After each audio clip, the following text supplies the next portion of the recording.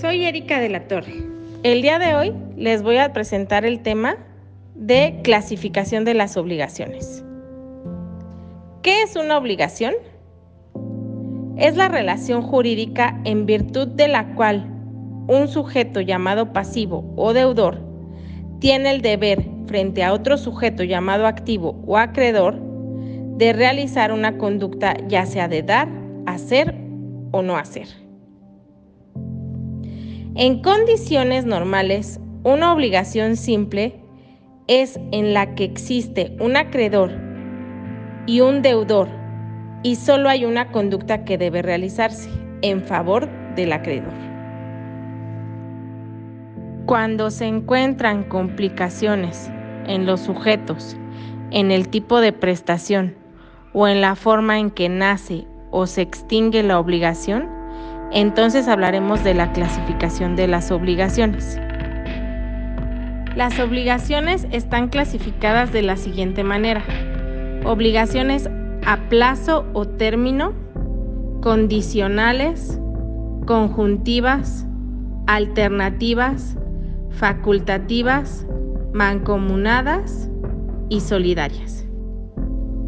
Las obligaciones a plazo o a término son aquellas en las que el nacimiento o extinción de la obligación están sujetas o condicionadas a que se produzca un acontecimiento futuro, pero de realización cierta. Las obligaciones condicionales son aquellas cuya existencia o extinción dependen de un acontecimiento futuro e incierto, es decir, para que nazca la obligación debe producirse ese supuesto, o bien para que la misma deje de tener efecto debe de darse ese acontecimiento futuro e incierto. Es decir, la diferencia entre las obligaciones condicionales y las obligaciones a plazo o a término radica en que si bien ambas están condicionadas o sujetas a un acontecimiento futuro, en las obligaciones condicionales hablamos de un acontecimiento futuro cuya realización es incierta, pero en las obligaciones a plazo hablamos de un acontecimiento futuro de realización cierta. Ahora vamos con las obligaciones conjuntivas. Son aquellas en las que el sujeto pasivo o deudor se obliga a realizar dos o más prestaciones en favor del acreedor. Es decir, se obliga a entregar una cosa y a realizar otra, y a entregar algún objeto más entre múltiples ejemplos.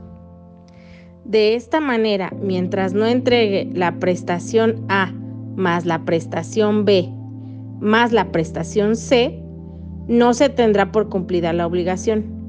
Es necesario que entregue todo aquello a lo que se comprometió.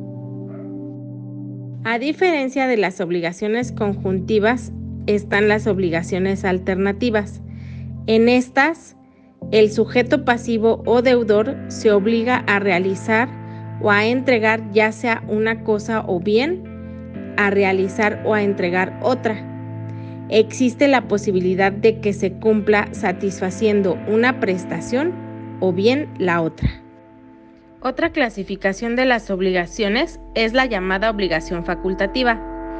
En esta, de origen solo hay una prestación o una conducta a la que se le obligó al sujeto pasivo o deudor.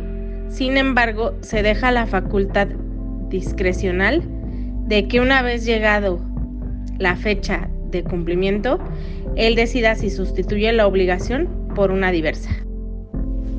Por último, tenemos las obligaciones mancomunadas y las obligaciones solidarias.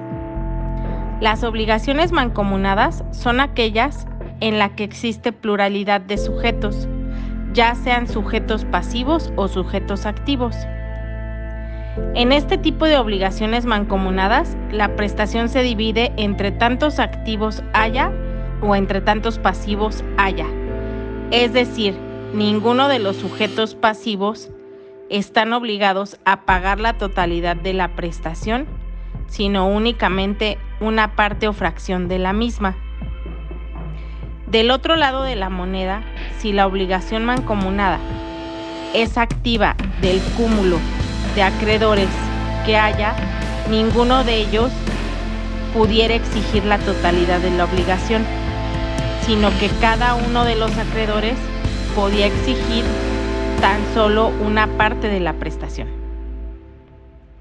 Por su parte, en la obligación solidaria, en la que también hay pluralidad de sujetos, se distingue porque habiendo varios sujetos pasivos o deudores, cualquiera de ellos podría ser requerido para cumplir con la totalidad de la obligación. O bien, si la obligación es solidaria, desde la perspectiva de los acreedores, se tiene que cualquiera de los acreedores que exista puede exigir al deudor o deudores la totalidad o el 100% de la prestación.